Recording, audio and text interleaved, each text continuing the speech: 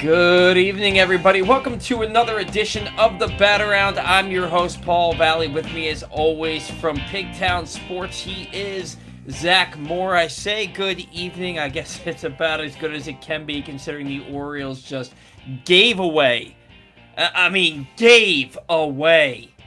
golden opportunity after golden opportunity this week. My God, it was a cavalcade of errors. You're pulling out big words now. This is how I know Paul's angry. There's big words coming out. Oh man, like just like demoralizing, back-breaking, gut-wrenching, just vomit-inducing play from this all team. Offensively, honestly. A little bit of defense, but a team that should have gone 5-1 this past week. Yeah. Yeah. And instead, they go 2-4. Yeah. But before we get into any of that, I want to remind you today's show brought to you by Help My Gambling Problem. If you or a loved one has a gambling problem, call 1-800-GAMBLER or visit helpmygamblingproblem.org for free confidential services. That's 1-800-GAMBLER or visit helpmygamblingproblem.org for free confidential services. Also, today's show brought to you by Warnken Law. When you need results in Baltimore, you don't play small ball. If you've been hurt in a crash, call 443-RESULTS or visit warnkenlaw.com. That's 443-RESULTS. Dude, game one against the Red Sox, the Orioles make 4 errors. They have the tying and go-ahead runs in scoring position with 2 outs in the top of the 9th, and O'Neill smacks a line drive, hits it hard, shortstop makes a great play, game over. Yeah. Game 2, there was a rain out. You have the doubleheader. Kramer gives up 4 runs in the bottom of the first inning. The Orioles outscore them 3-2 the rest of the way. You lose that ball game 6-3. You win the ball game in the second game of the doubleheader. You salvage a game out of the series. You salvage 4-2 between Houston and Boston. You're feeling good about things. Then you have a 1-run lead with 5 outs to go. Rico Garcia gives up the home run. You take it to extras. You blow it in extras. You lose that ball game. You win game 2, though. You tried to give it away in the exact same manner. Yep. All over again, with Rico Garcia giving up the game-tying home, but you don't let it get to extras, because Dylan Beavers gets after the holiday double, Dylan Beavers gets the RBI walk-off single. Then you go to today, and today I'm going to take... the Orioles were dead in the water. Yep. They were dead in the water. I left to go to the pool to be with my wife and my daughter and my mother-in-law and her boyfriend. I get there, I'm not watching, Alonso hits a home run. Then you have the error on the Leody Taveras ground ball in the bottom of the 9th. They end up scoring the tying run. I didn't see how that run scored, but they end up scoring the tying run. You go to the 10th inning. I turn the game on when I see it's in the 10th inning. The Braves have runners on first and second, nobody out. I said, nope, I'm not doing this. I turned it off. They get out of the inning. So then I'm like, all right, I'm going to watch the bottom of the 10th. The Orioles have to win this game. Runner on second, nobody out. They're going to get him over, get him in. I haven't watched this team before, right? And they load the bases with nobody out for Gunnar Henderson. Any other season, you're feeling good. Feeling really good. And I'm sitting there and I'm like, he can't blow this unless he strikes out. And then he smacks a line drive, double play. And not just a double play, but the kind of double play that doesn't even score a run. Yeah. Well, that's what happens. You shouldn't be coming off the bag with the ball in the air. Roger Bales, $9.99 super chat. Thank you very much. He says, love you both. Keep it going. Just hate how this national media always says we need to trade for pitching. I get the pen is rough sometimes, but man, this offense is brutal. Thank you again for the super chat. I want to touch on that. The starting pitching has only given up 12 earned runs in the last 6 games, with Dean Kramer giving up 6 of those. And we went 2-4. Mm-hmm. Dude, they have the second best rotation ERA in baseball since May 22nd. We talked about this on last week's show. And I don't know if that's still the same stat, but the pitching's been phenomenal this week. So it's got to even be better than that at this point. The pitching's been phenomenal for a while. And they're 29-26 in those 55 games. Yeah. You have a starting rotation pitching to a 3 ERA for Right. over 2 months, and you're 3 games above 500. I feel below like 500. well, no, they're 29 and 26. They're 3 games Oh, above 500 in those games. I Yeah. feel like I'm screaming into the void. What are we doing? Like An and offense then, that we thought was going to carry the starting staff this year. and then David Rubenstein in that Kyle Bradish press conference gives Mike Elias a vote of confidence and talks about how thrilled they've been with him and the injuries aren't his fault. Forgive Do you really me. think he's going to say anything different? No, and I don't expect him to, but I don't need him to say that either. You know what I mean? Like the one injury that's been the constant all year is Jordan Westberg. Yeah. It's the only injury that's like a legitimate excuse. All the other ones, like I don't want to hear it because Adley and Basayo have been here most of the year. Now, do you buy what a lot of these fans are saying, where they're like, Adley with inflammation, or Adley with the wrist issue, and then the inflammation, and it's like, no, these guys need to be out there playing. Do you buy that? Because No. I don't think that if they could play, they wouldn't be. I mean, listen, is a 50 or 60% of Adley better than Sam Huff? Yeah. Yes. Offensively, yes. Defensively, no. Like, you're getting the same. Those guys are very good defensive catchers. That's why they've been in the league forever when they still can't hit. They're very good defensively. Could you call up Creed Williams? Sure. You're not getting Creed Williams AAA numbers in the big leagues. You're just not. You're not even going to remotely get close to it. Like, Norfolk inflates absolutely everything. And I think the Orioles knew that. That's why they kept Encarnacion Strand down there for so long. Like, you have to really, really prove it, other than just hitting the ball over the fence in Norfolk when you can sneeze and hit a home run sometimes. Listen, these guys, they're here to do a job for a couple weeks, 10 days, hopefully. Like, I get it. You would have liked to have something else after last year, but you don't. And I don't know.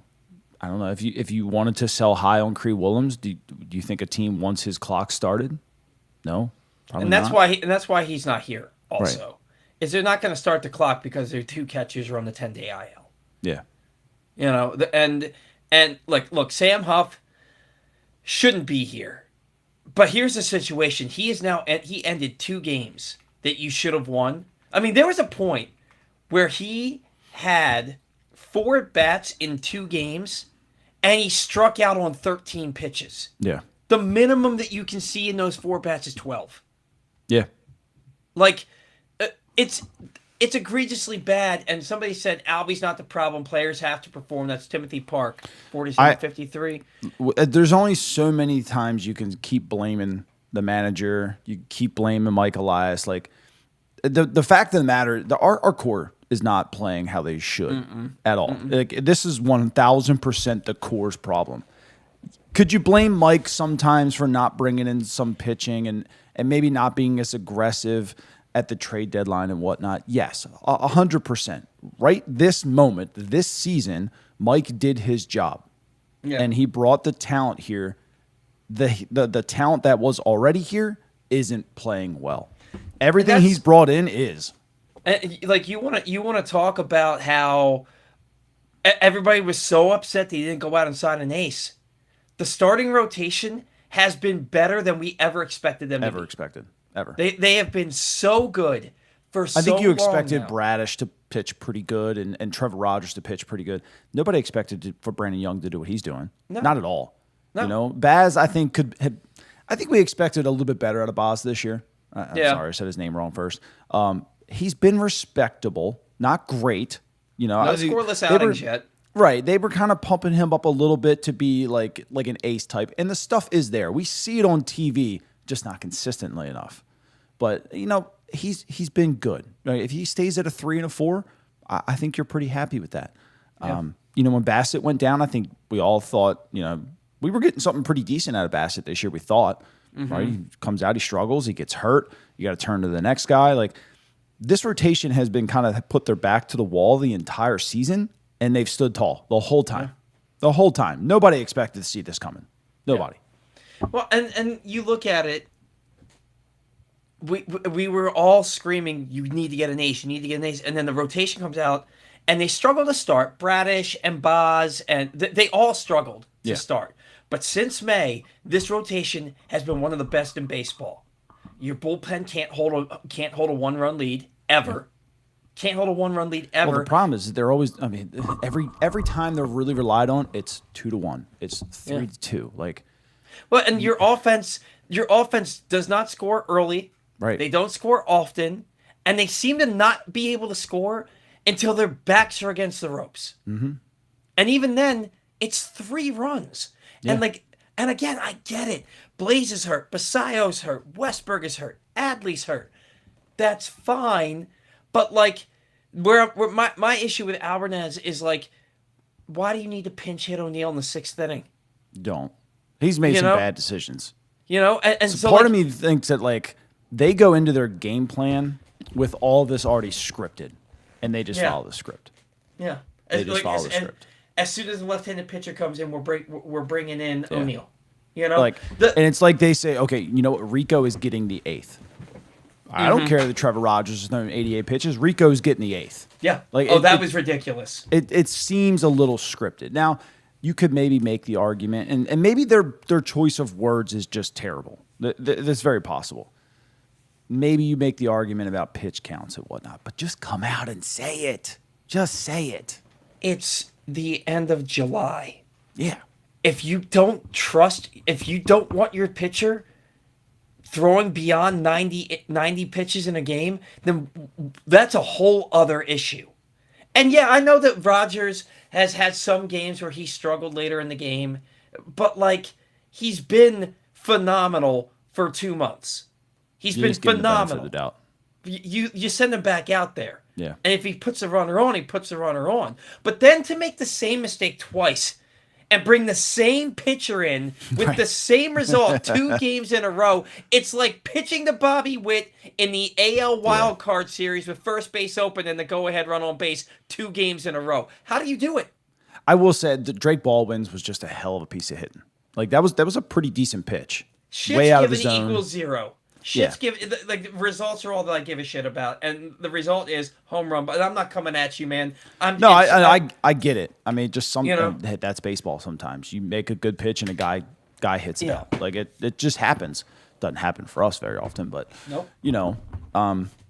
So I mean, I wouldn't have went back 2 days in a row. I mean, you had Cano sitting there twice. Yeah. Did Cano pitch today? I didn't even look. I don't think he did. If he did, I know. I think he pitched yesterday, didn't he? He might have. I don't remember. I forgot. I feel like I remember seeing him in the game yesterday. But I felt like Cano and Suarez weren't throwing very much lately at all. Suarez hadn't thrown since July 8th, which was something else I was going to bring up. Yeah. Which is like, you're wasting a roster spot. How do you have a guy in your bullpen who hasn't pitched since July 8th? I don't know. I like Gary's comment. Just got off the treadmill to join the family crash out. Yeah. Like, I love that. Legitimately, though. Like, yeah. And the crazy thing is, and this is what's so upsetting, dude, is that, like, every team in front of you that you needed to lose lost today. But so did you.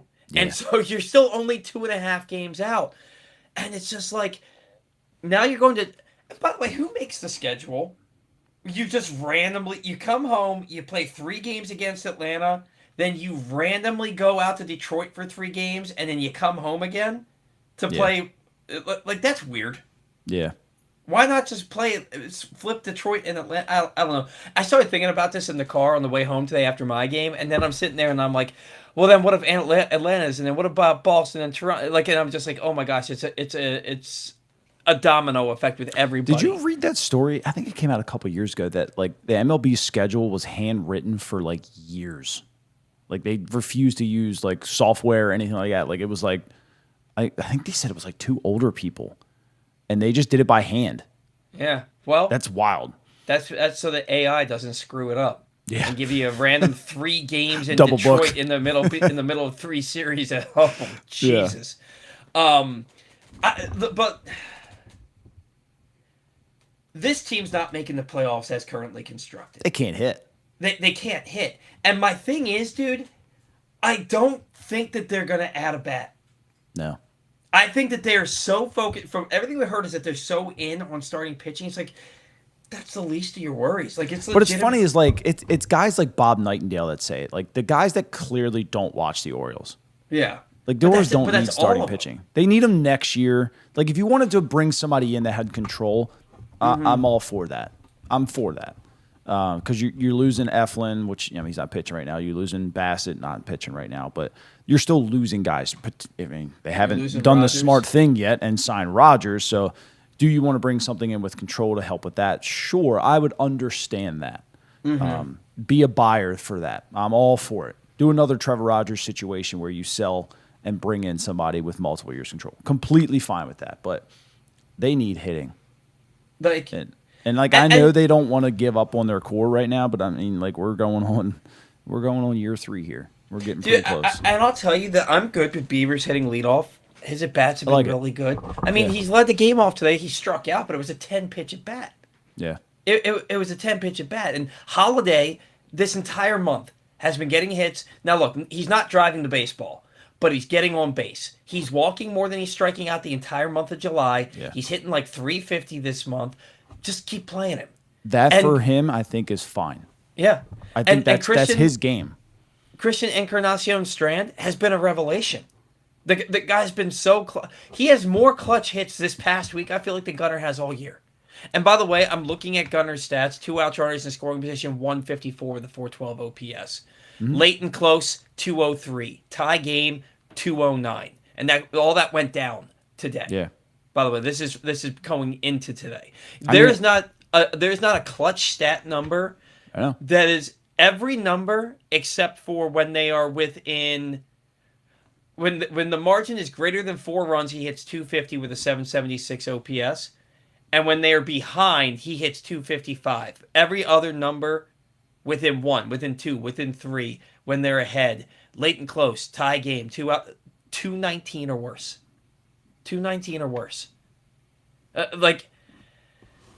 Man, it's just... And Kobe Mayo batting against a right-hander with a wipeout slider in extra innings. Yeah. I think every big league player should know how to bunt. Every big league player should know how to bunt. Yeah. But especially a guy that cannot do dick against right-handed pitching needs to know how to bunt in that situation. Because he's not going deep there. He's not getting a base hit there. Right. The writing's on the wall. Yeah. Put the bat on the ball. And not just that, but he watches 3 strikes. Watches 3 strikes. Hanging out with Taylor Ward too much. Let's see. I haven't read this yet. Paul and Zach, my theory is Elias is waiting until Elias decides to be a seller, not before extending Rodgers. If they're sellers, he's gone. If they're buyers, he's probably extended the next week. I think that's probably fair. It's a fair point. It is a fair point. I think that that Rodgers has said he has made it wildly known that he wants to be here, to the point where I think he'd stay here on a discount. Yeah. I think so too. It's frustrating, man. Like I talked about it. I don't remember what day I tweeted it, but like how everybody that has come here from third, like another team, has performed when they've been here. I mean, look down at the board. Lariano kind of basically resurfaced his career here. Ryan O'Hearn, when he came here, all of a sudden started hitting. Emmanuel Rivera, gave us a pretty solid 2024. Limited at bats, but Taylor Ward here, the average has gone up, the OPS has gone up. Obviously, the home run's way down, but maybe we'll chalk that as a draw. I'm not really sure. The OPS has gone up? That can't be. You mean the on-base percentage? No, on-base percentage, sorry. Yeah. Alonso's, I mean, he's fine. I think he's doing fine. I mean, he's got 22, 23 home runs. That home run was his first in like a month, though, I feel like. And, I mean, I think he's okay. Could be having a lot better, sure. Dude, he has no protection right now. Right. But, I mean, even who else? Tavares. Tavares was on his way out of baseball, right? He's playing okay here. He's Encarnacion Strand. was Yeah. on the way out of baseball probably. The dude was DFA'd. Like, you know, these guys that are coming here are playing well. I'm not saying they're superstars. I'm not saying they're all-stars. I'm just saying they're playing well. Our drafted guys are not. Yeah. And that's been the difference of the whole season. And I think you could probably pinpoint. I bet you could pinpoint probably 10 losses on Gunnar Henderson himself. Oh, Just for what he does with runners in scoring position, when he does it, stuff like that. I said a week or two ago, Gunnar's failures are magnified because he seems to always be up late and close with runners in scoring position and fail. Yeah. And so it's that much more magnified. And case in point, he hits into the one double play that you can possibly hit into where you don't score a run. There's like two ways to do that. And he finally hit it good. Yeah. Yeah. And like, I can't. That ball was hit so hard. And Pete, you said Pete Alonso shouldn't have been off the bag on a line drive. And that ball, I mean, you're off the bag anyway. That ball was hit so hard. All he had to do was put his foot down. You know? Yeah. And Alonso took the blame for that. And it's like, bro, you can't, like, anybody would have been out on that. Yeah. And I still think he was safe. I still think he was safe. This right here, this is that Brandon Hyde stuff that I'm talking about. Ward has 27 RBIs in his batting cleanup. Yep. He's batting cleanup. Like, this is a guy who drove in 102 last year. It's August essentially. He hasn't missed a game. Mm-hmm. And he has 27 RBI. Yeah. And that's the other thing average. Is that I think he meant very above average. No, he's saying it like even if they were just slightly below average in runners in scoring position. Didn't you put a stat up there like early, in response to one of mine? Oh, that the Orioles are hitting 272 on high velocity fastballs. Yeah, which blew my mind because I could not believe that. But I mean, they're hitting 250 on the year with runners in scoring position.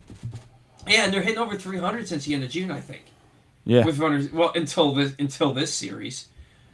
But man, I think July has really kind of dropped them down. Yeah, I mean they're 767 OPS with runners in scoring position. They're not terrible season wide. Let me just check July. I think July's been really bad. No, I mean 777 OPS in July. Can we just talk about this? 277 average. Yeah, I mean today's going to drop that down to about 250, but I don't know, man. Meanwhile, Kerstad is raking. Like, the biggest gap in all professional sports people is that from AAA to the majors. And I think Kerstad's a good hitter. I think this team has enough guys that are just good hitters. He's earned the right to be here, but don't expect him to come in and save the day. No. Like, you can expect him to come in and pretty much do what every other outfielder is doing for you right now. Yeah, play really suspect defense. And hit about 230. Yeah. Like, this is the point right here. If this offense was just average this week, they go 5-1 and we're over 500 talking about being buyers. Like, how amazing are we feeling right now if they win that first game in Boston? Yeah. And if they win that game on Friday night, right, against the Braves, we're feeling good. We're talking about 4-2. We're talking about 6-3 against Houston, Boston, and Atlanta. And now you're going to Detroit. You've got a week to the trade deadline, and you're talking about being close to 500, probably being a half game out of a wild card spot. And we're loving life. Instead, we're doing the same effing show that we've been doing for 2 months. Yeah. Talking about how this team just can't stop failing. Can't stop coming up small and big situations, can't catch the baseball, can't throw the baseball, and can't hit until the game's basically over. It's the same show, man. So let me ask you, do you think, and we've played what? How many games have we played in July? Like 22, 20-ish, maybe? 22. 20? Our top 3 hitters have 35 at-bats with runners in scoring position this month. 1, 2, and 3 in the lineup. Mm-hmm. How many games do you look up and you see that the Orioles have scored 3 runs on 6 hits, 3 runs on 7 hits? Today I think it was 2 runs on 7 hits. Was that what it was? Our top three is the third fewest RBIs with runners in scoring position this month. Detroit has 4. Holy crap. The Nationals have 41 out of their top 3. Detroit has 4. They have 4 RBI. They have 4 RBIs out of their top 3 hitters this month with runners in scoring position. And the Nationals have 41. That's impressive. It's impressive. Dude, you know what I would. Well, first and foremost, I want to remind everybody today's show is brought to you by Glenn Clark Radio. If you missed anything from Glenn Clark Radio this week, including conversations with Mike Borda, Chris Broussard, Orioles prospect Brandon Butterworth, former Maryland basketball star Daryl Morcell, and more, you can find them in the Glenn Clark Radio Week in Review feature at PressBoxOnline.com.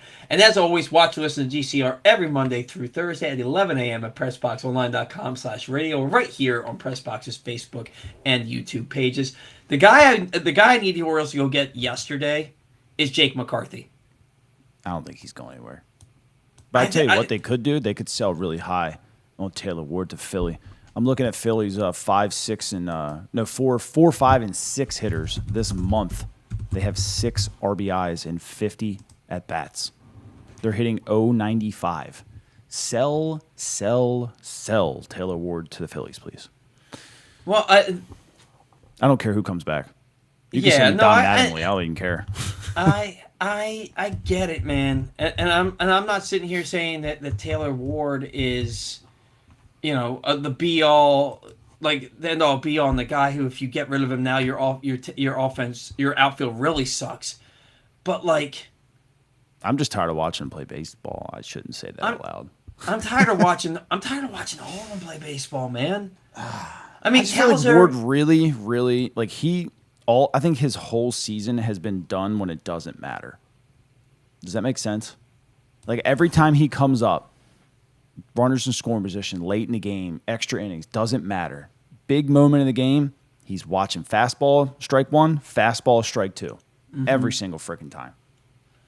And that's what I'm always wondering, and I said this about Ward yesterday. It was a fastball right down the middle in a close game that he took. 3-0, wasn't it? No. I think this was the start at bat. Okay. And I said to myself, if you're not looking fastball dead center first pitch, what are you looking for? Right. What Pete are you Alonso's looking for? got a big problem with that too, though. The whole team does. Yes, they do. Dude, this team, their ineptitude should be written about and studied. Yeah. They're like, to have the players that they have, and to watch a guy like Taylor Ward go from 36 homers and 102 RBI to 7 homers and 27 RBI and be healthy all year. To watch Gunnar Henderson go from 4th in the MVP voting 2 years ago to whatever the hell this is. How do you just fall off a cliff? Right. I don't get it, man, and it's clearly driving me mad. Yeah. To try and figure it out. I don't think you're the only one.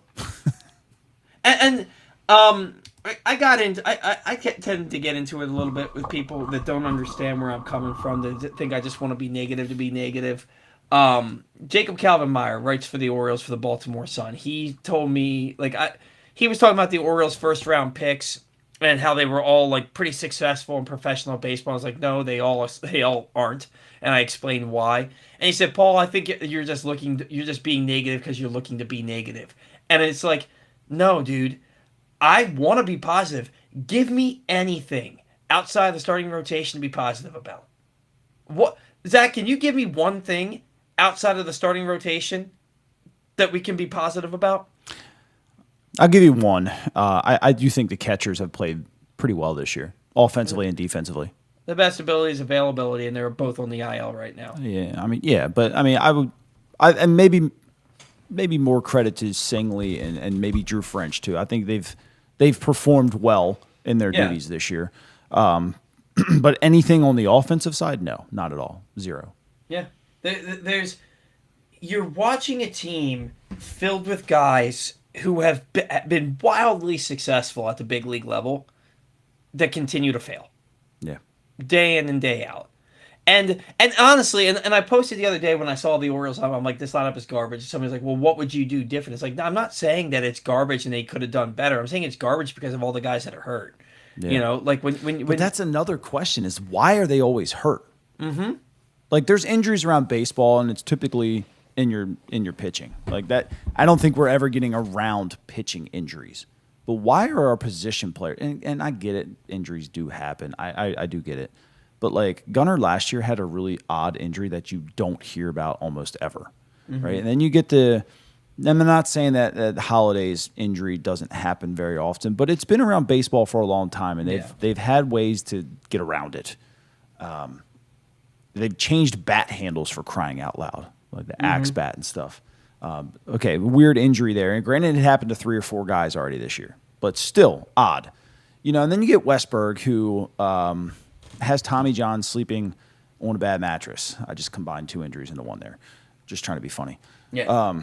But, again, 2 extremely weird injuries. And then you have, I'm not going to put Kerstad in there. I think the injury to the head, obviously completely unavoidable there. And there's nothing to say. I think he had another flare-up with the heart stuff last year. And Sure, I think that's what they're not talking about.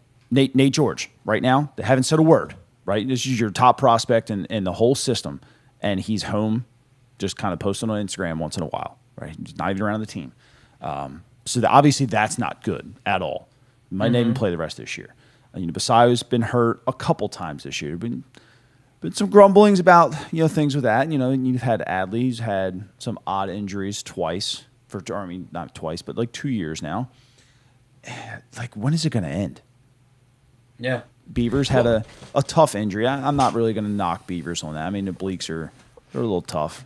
Mountcastle breaks his foot running to second. Mm-hmm.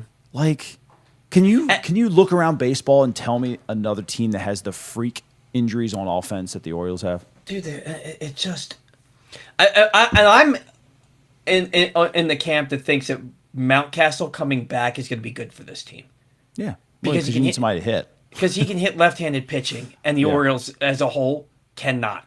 But if you're able to get him, Mayo, and Tyler O'Neill into the lineup against left-handed pitching, I think that you start winning more ball games. But he needs to get back out on the field, and like you can find a way to DH him when you're facing lefties. That's not going to be an issue. The injuries have been a freak injury, and it makes me. You said Westberg. First it was sleeping on a bad mattress. He had like the back or something. Yeah, the back last year, and then this year he said that he woke up like he slept funny, and he woke up with the oblique, and then as soon as that got healed, then he has to have Tommy John surgery, right? And so my question is, you're going into next year. And Mike Elias, from what the owner said, Mike Elias is going to be here next year. And I think we even touched on that a little bit last week, that Mike Elias is a president of baseball operations and wants to hire a GM. So I think he's going to be here next year regardless.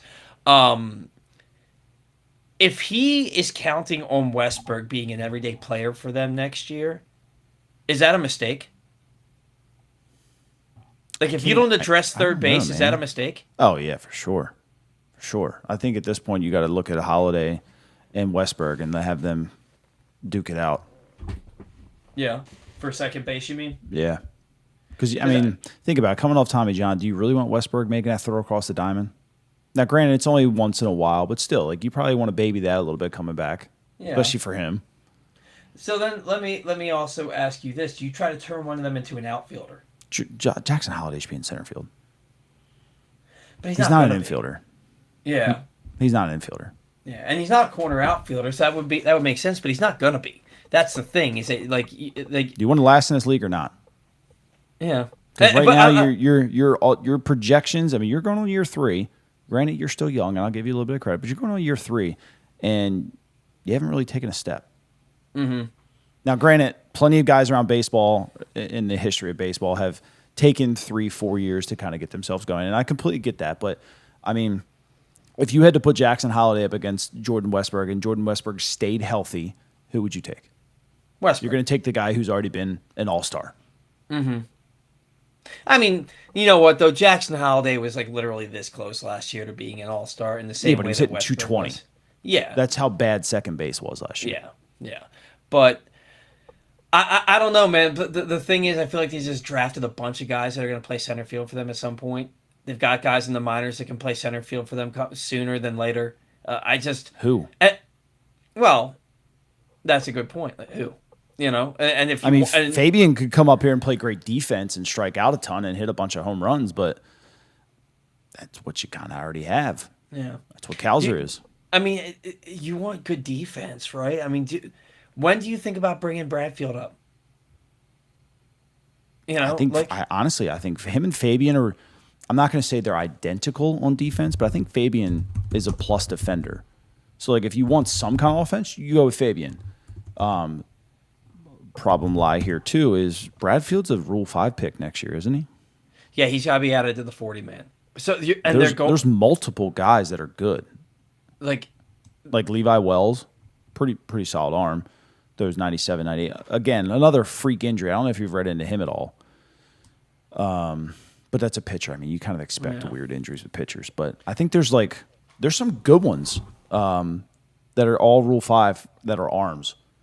Could they look to swap them this trade deadline? I'm looking at Bradfield's numbers at Norfolk this year. 676. He's never going to be a high OPS guy. But a 264 average and a 339 on base percentage. You take that all day. You take if you get that out of Bradfield, that's a win. I mean, that's a guy who's going to win you ball games. Yeah. You know, and at this point, man, the outfield played today, and look, Kowser, you don't want to give him a pass because he just doesn't hit, and then on top, except for 2 weeks here or there.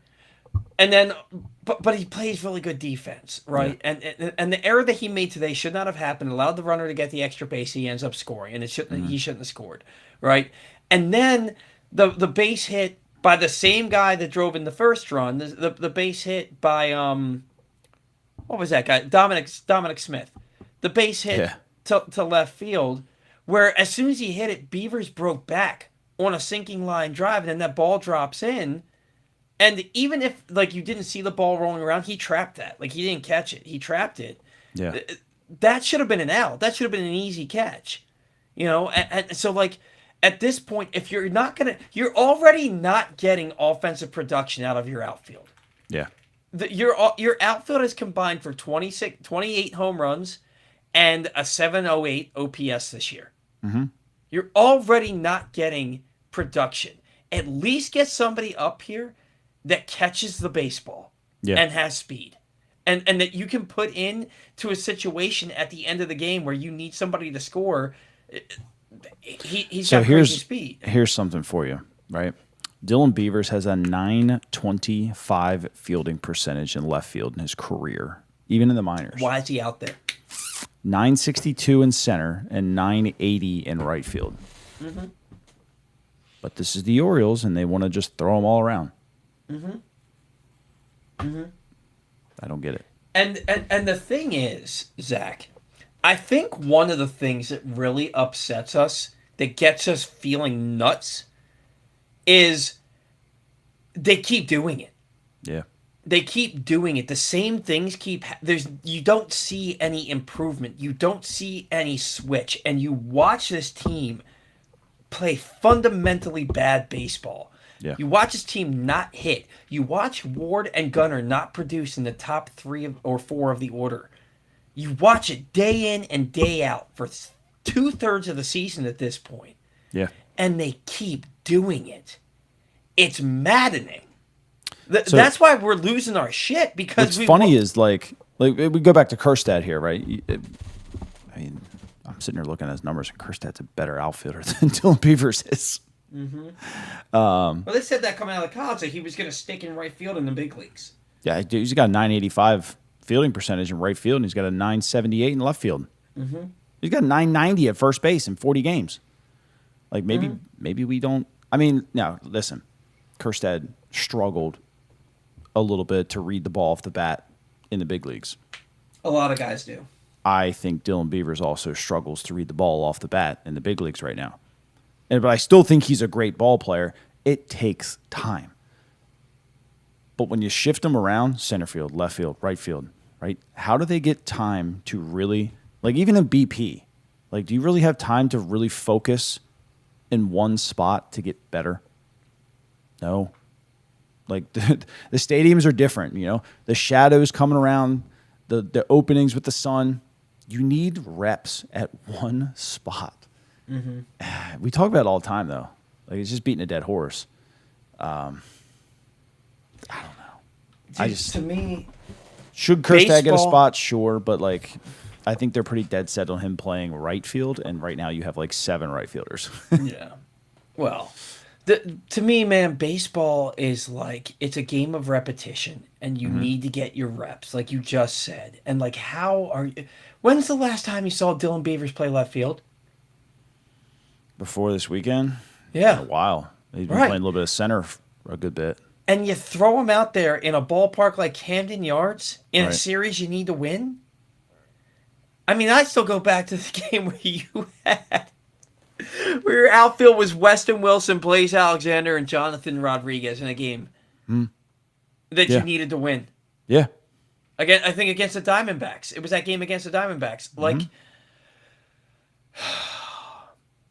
you laugh to stop from crying because it's painful to watch the same crap happen day after day after day. And somebody said, oh, Kim, she said,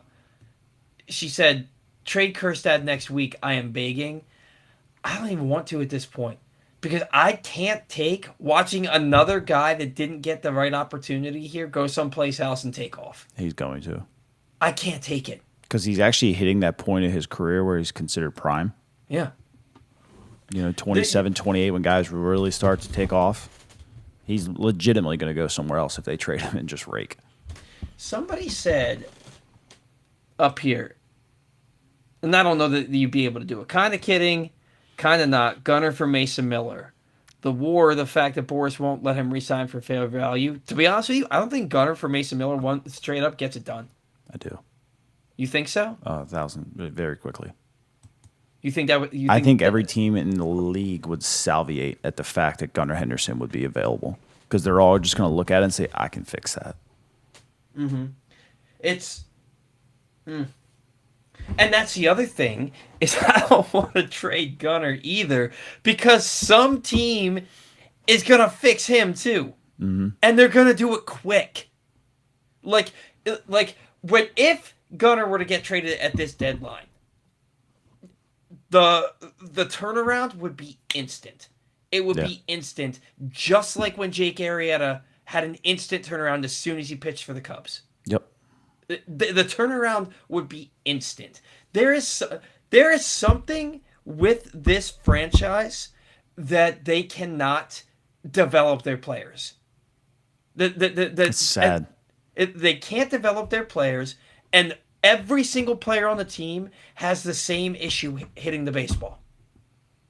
AJ does make a good point. Padres wouldn't fix him. I promise you that.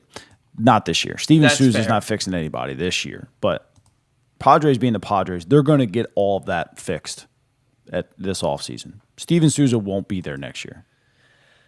So, what's it going to take to get Mason Miller? If you were to try to bring in Mason Miller... He's still got, 2 years control after this year? I think he's got 3 years. This year? I think so. Let me look him up real quick. I think he's got 3 years after this year because 2 years ago I wanted him and he had 5 years. Yeah, because they talked about moving him back as a starter. Yeah. So I look at... You need back end of the bullpen help. I don't think your Ryan Helsley's coming back this year. Yeah. I just don't. And he might not be as expensive as people think he's going to be because I think the Padres are trying to package him with a bad contract. Yeah. Like a Xander Bogaerts or I'd take Bogaerts. Would you? Yeah. When's the last time he did anything relevant? Again, you get some of these guys out of there out of Steven Souza, you might get more out of them. It's not like we don't have a history of bringing guys here and fixing them ourselves. Yeah, Mason Miller's not a free agent until 2030. So you have 7, so 3. 7, 8, Yeah, you've got 3 After years. 30 or? Free. It says free agent 2030. Whenever I Okay, so yeah, 3 years. Yep. yeah. So like, see now I gotta look at Xander Bogaerts because Bogaerts I don't think has done anything of relevance in 3 years. No. I mean, it's not even great, but I don't know, I'd take it. 218 with a 636 OPS this year. He's also 33 years old. I mean Yeah, that his that contract that, sucks. that contract His contract's was bad. stupid. But I mean, since he's been in San Diego, he hasn't cracked 20 homers. He hasn't cracked 60 RBI. Yeah, I lied to you. I wouldn't take that contract. They owe him Yeah, 25 a year till 2033. I wouldn't take that. That's a lot. Now, who I would take in a heartbeat is Manny. And Merrill. Yeah. Merrill solves a lot of issues. He does. Manny's hitting like 270 the last month plus. Yeah, he's with like destroyed and the his baseball. OPS is approaching 1,000 the last month plus. And just to kind of point out how bad he was to start the year, he's been doing that for over a month and he's still only hitting 207 with a 723 OPS. Yeah. He's been tearing the cover off the ball for over a month. But you get Manny in this lineup to play third base. You put him in the middle of the order. Manny solves. There's a couple of players on that. Fernando Tatis solves a lot of your problems. There's a couple of guys on there with big contracts that you could trade to get Mason Miller and take on their contract, free up a lot of space for the Padres that solve a lot of problems for the Orioles. Now, I'd take Tatis over Manny, I think. Well, I mean, he's younger, That's faster. what I mean. Yeah, I mean, and he's got 114 hits. And he's got a hose. Yeah. Hose. I mean, he's a did he win You the want to control the Platinum Glove running in game a right little field? bit? Yeah. Yeah, like And he can play center, but, I mean, probably don't want him to. You want to try and keep him healthy. yeah, there's a lot of there's a handful of guys that you could bring over with Mason Miller that make this team that fix the Orioles right now. You know, and that's the thing is like I said this. I posted today. The Orioles, as currently constructed, are not making the playoffs. You know, and they're going to have to acquire players, right? And if people were like, I don't want to sell off to acquire those players because I don't want to give up the prospects or the talent that's going to take to get those players because they're not winning the World Series anyway. And it's like, yes, you want to win. You never know in baseball, man. You just never wanna know. win the You World just got to get in. Series. Dude, there was a point in 2023. There's a point in 2023 where the Diamondbacks were 8 games below 500 in August, and they went to the World Series. The Nationals did it too, right? The Nationals were 19-31 in 2019, and they went to the World Series. They had the worst bullpen for that season in the history of the game. And Worse than this year's? This year's got to have to rival it. dude, their bullpen ERA was like 5.25 that year. It was the Oh worst my in the God, it might history be of worse. baseball. But then what they did was they put the guys that weren't going to start for them, like they had a legit starting rotation. Those guys went to the bullpen. Yeah. You had Scherzer coming out of the pen at different points. You had Strasburg doing it. You had Patrick Corbin doing it back when Corbin was good. Yeah. The Texas Rangers, they made all those moves at the deadline to try and get better. They were well below 500 after the trade deadline in 2023. Them and the Diamondbacks backed into the postseason, and they went to the World Series. Yep. You know, so like, and I know we haven't won a World Series since 1983, and yes, that is the goal. Ultimately, the goal is to win the World Series. But like where this team is now, they've been to the playoffs 7 times since that 83 season. They have 13 winning seasons in my lifetime. So my goal isn't win the World Series this year. My goal is get to the dance and see what happens because you got to get there first. And if you can make the playoffs, you do it. Yeah. If you can get in the playoffs, you do it because then you get to roll the dice. Yep. You do it every single time. That's why I was so mad at Brandon Hyde in 2022 because they had a golden opportunity in front of him, and I felt like he cost them the postseason. But we're not going to get into that. But like, it's a whole thing, man. Yeah. It sucks, man. They need a lot of offense. Yeah. If you're sitting there, if you're in Mike's shoes, right? You invested in these guys, you handpicked them. Do you just give up on them? You're not giving up on them. Like if you acquire somebody, I mean, you're not acquiring somebody to take Jackson's spot, and you're not Why? acquiring somebody. Dude, he's putting the bat on the ball. He's his walk rate is, if he had enough qualified at bats, his walk rate's among the best in baseball. Good. Like he's hitting ninth for you. Jackson Yeah. Holiday is far from the problem for you. You know the Offensively. problem. Yeah, for me, and I mean there aren't a lot. In my opinion, there aren't a lot of standout defensive second basemen. No. You know, so like I'm Jackson Holiday's defense at second base. I'm not really overly concerned about that because it's never, in my opinion, the throw the other day. Okay, but like it hasn't been to the point where you're like this guy's costing his ball games with his defense. That Yeah. one, yeah, you know. But for me, it's you love CES. CES says yes. I created that meme, which was pretty cool. You love what you're seeing from him, but you're also waiting for the other shoe to drop. Right? You need somebody to come play third base every day that's going to catch the baseball, throw the baseball, make the plays, and hit. Yep. That has done that every single day, and you don't have to wait for the other shoe to drop because you know it's not going to. Right. Right? So then he's not giving up on Holiday. He's not giving up on Gunner. Cowser, like the 2 weeks that you get hot every 2 months is not enough to say like I'm sorry, you've lost the opportunity for him. He should have been given up on long ago. Right. You know, but you can keep Cowser in your lineup against right-handed pitching and bring him in situations where he's going to get a fastball and have him play good defense for you. But like, he has to be replaced. Beavers, leave him in right field. Cowser's got to be replaced. Ward's got to be replaced. Like Cowser's really the only one you're giving up on because he's giving you no other recourse. I think it's fair. And look, there's so many guys they have to trade because of the Rule 5. Trade them. Like I'd like to keep Levi Wells. I think you try to keep Levi Wells on the 40-man, but like there's like 7 guys. Creed Willems is somebody who has to be added to the 40-man, or he's Rule 5 eligible. Are you adding him? I don't think they're going to. Yeah. So somebody will take him. Yeah. Somebody will take Creed Willems will be taken in Rule 5 and catching in the big leagues. Eligible this last year, and nobody took him. What he's done in AAA this year, somebody will take him this year. Yeah. This part right here, I don't know if this is being facetious or not, but he probably was. Walk Holiday to get to Sam Huff. Yeah. And dude, and honestly, in that situation, Sam Huff knows he's not coming through there. Yeah. So they have right now. They have Bradfield, Creed. Creed went undrafted last year in the Rule 5, but he's eligible again. Nestor Herman, which, I mean, we're pretty high on him. He's in AAA. Levi Wells is in AAA. I'm high on him. Aaron Estrada, probably my favorite prospect in the entire organization.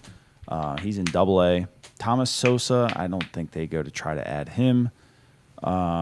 Luis De Leon, they're not going to. They may look to trade him, maybe.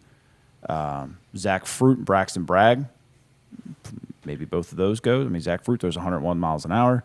Bragg, pretty decent. Patrick Riley, who just came back from injury. And then Jerron Watts-Brown, who's now just got promoted to AAA. That's a lot. That's got to be added to the 40-man. So I can see this team being a buyer and a seller. Yeah. People keep talking about Creed Willems and why is he not on the roster. And it's a multitude of things. Number one, he's not on the 40. And yeah, you can easily DFA Trump or Huff or both to get him here, right? But then he's going right back to the minors, so you're using one of his minor league options because you have your top two catchers coming back off the IL. The other thing is his defense is not big league ready.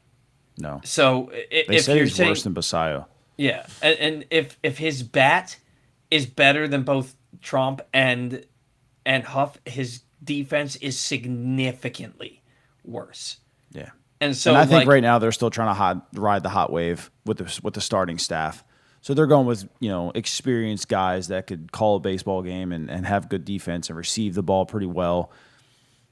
I mean, you shouldn't have to rely on one guy on offense to get something going when you're paying multiple guys a lot of money to hit. to where like Huff and Trump shouldn't even. But the offense is so bad that you're begging for production out of every spot. I don't understand though how you pick up Pozo, you purchase his contract, and then you option him to AAA. Why is he not here? He was hitting 240. Double A, right? I think it was double A. Was it Double A? Yeah, he's in Chesapeake. No. They optioned him to AAA. He's in Chesapeake playing. Maybe he was hurt. Maybe he's on a rehab assignment. I don't know. Let me make sure, because I thought my buddy just sent me a thing that he was Orioles at Chesapeake. fan 72 said, I heard Basayo won't be back until late August and Adley won't be ready when he is eligible. Where did you hear that? Yeah, so it was July 24th. They sent him to the Bay Sox. Oh, really? So that was just on Friday. Yeah. So the 23rd, they optioned him to Norfolk, and then the 24th, optioned the Bay Sox. They probably had to create room down in Double A. So that's two different comments on here from people who comment on the show all the time, who have said that the Adley and Basayo aren't coming back anytime soon. So I don't know. I mean, if it's Basayo, I mean, who knows? The guy's been hurt. Yeah, pretty much every year of his career so far. She said Kim said that Pozo was on the taxi squad today. Good. Maybe because Bowie is so close. Yeah, it's possible. And so is Norfolk on the road? That's probably why. Yeah. Because Bowie's so close. Yeah, I mean, yeah, that's probably what happened. They optioned him to AAA because there was room there because they brought those two guys up. And then, they're bringing on the road, so he's keeping them close here to just get at bats because, I mean, AA and AAA right now are pretty identical in terms of talent. And then if he's on the taxi squad, then maybe he's heading to Detroit. And Trump's probably gone. Yeah. Trump over Huff? I mean... Huff is a very good defensive catcher. Yeah. Very good. Yeah, I get that. Man, if Basayo and Adley are both out for an extended period of time, you have to get bats at the deadline because you can't, even with Pozo being better than Huff and Trump, you can't have him out there as he's gonna be a main part of your lineup. You don't. It just sucks, man. Like, your outfield is so bad, offensively and defensively. Like, Gunnar has. At this point, I don't think Gunner's turning it around. No. Like, he had a great series in Boston and then just pissed down his leg against Atlanta. And again, hits another solo home run when he does homer. And the other 3 at-bats, 3 strikeouts yesterday. Yeah. At this point, like, we can't expect him to turn it around because he hasn't shown that he will consistently all year. Today's show has been brought to you by the latest edition of Press Box Print. The latest issue is available now on the cover. Dave LaMonaco profiles how Orioles play-by-play broadcaster Kevin Brown became an amiable mainstay in Baltimore and one of the top voices in all of baseball. Also inside, Antonio Barbera looks at whether the championship window is narrowing for the Ravens veteran core, and it's our special travel issue with a look at sports tourism options for you and your family around Maryland this summer. Be on the lookout for the new print issue for free at your Baltimore area High's Dairy stores, and also read it at PressBoxOnline.com. Oh man, I feel bad because what is there to say? Right. Like what is there to say? The bullpen, they need a high leverage arm. The trade deadline's a week away, and it's like, and I was talking about this with some of the guys on my team today, that this third wild card has watered baseball down so much, and it's why the first significant trade we've seen was Connolly early for what's Mead's first name? Curtis. For Curtis Mead yesterday. That's the first trade that we've seen. Wild trade, in my opinion. I cannot believe you give up a lefty starter like Connolly early, who's had success this year. For a guy that was DFA'd. Yeah, like that was, in my opinion, that was such a bad trade. Now, granted, he still has control. Mm-hmm. I think he may actually have more control than Connolly does. But either way, like, that could be a quick, like, poop. Like, what if he just... Now, granted, like, if you look at his, was it the stadium? Like, the spray chart in the stadiums, he would have, I think, like 7 extra home runs. Oh, So he'd really? have about 20-some home runs. Okay. Because he's got 18. Yeah. He's hitting well. And he's still, what, I think he was like 25, 26 25, maybe? 26, yeah. Yeah. Ugh. It might work out. I mean, Caleb Durbin seemed like a really stupid trade for them at the beginning, too. And Kyle was really throwing the ball well from Milwaukee. And now he stinks, and Durbin's hitting the crap out of the ball. So maybe they just take some time to kind of work themselves out. But that might just be one of those win-win for both teams kind of trade, too. Yeah. I mean, they're not upset about it, so I just but the third wild card is just watered down baseball because you have like 6 teams that are actually out of it. Right. You know, and everybody has the same. Everybody wants a right-handed hitting outfielder. Everybody wants late inning relief help. Everybody wants a starting pitcher. You know, and so the Orioles needs are needs for a lot of teams. And so like you're sitting here and you're like, how are we this close despite being this bad and haven't done anything to address a need yet? Yep. But you know that they're not going to do anything till next Monday. Right.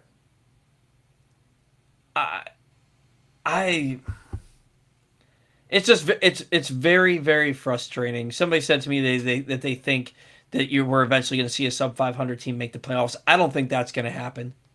I don't think that you're going to see a sub 500. I mean, the Astros did at 29-31 in 2020, but they made it to the 7th game of the ALCS. Right. And it was a 60-game season, and like they got hot late. Right. So but that doesn't count. That's a 60-game season. In a 162-game season, a sub 500 team is not going to make the postseason. Yeah. But the expansion will help it be less watered down because there's going to be 2 extra teams at some point. But man, it's just like you're going to see a flurry of activity, you know, starting this week, but mainly right up on the last day of the deadline. You're going to see a flurry of activity. It's going to be teams leveraging offers against other offers, and you're going to see. I personally think you're going to see a lot of overpays at this deadline. You know? Well, I think last 3-4 years, I think you've really seen it.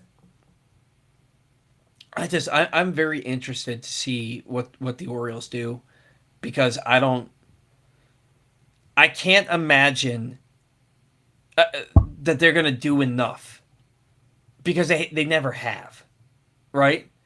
So like in 2024, they went and they got Trevor Rogers at the deadline, and he pitched a 7.5 ERA over 4 starts. He was like, and they traded Austin Hayes for Sir Anthony Dominguez, and those are like the 2 big moves, right? In 2023, they traded for Jack Flaherty, which I thought was a terrible move, and it proved to be. Well, they traded for Soto too.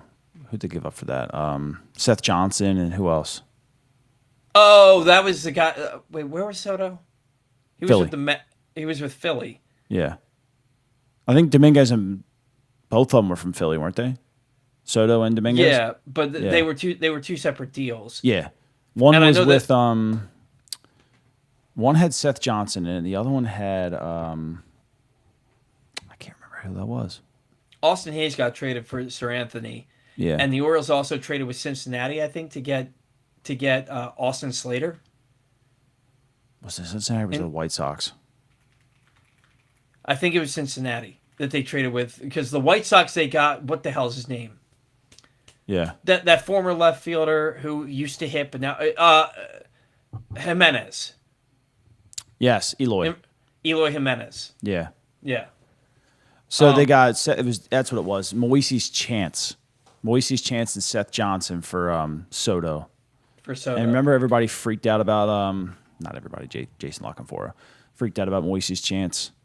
He's pitched well. He's in Double A right now with a 3.24 with just 6 starts. I guess he was hurt maybe. Yeah, he must have been hurt. He was down in the FCL for a bit. But yeah, I mean Seth Johnson's been poop too. Yeah.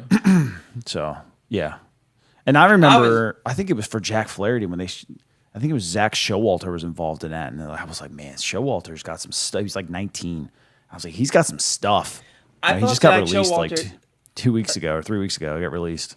I thought Zach Showalter went in as part of that trade to Tampa Bay. They traded him again, I think, but we traded him for Jack Flaherty. Okay. Well, didn't we 'Cause that was trade with Drew. Was it Drew Rom too? Drew Rom and Cesar Yeah. Prieto? Yeah, and Zach Showalter was the throw-in at the end. Oh, that's right. That's Yeah. right. You're right. You're right. Yep.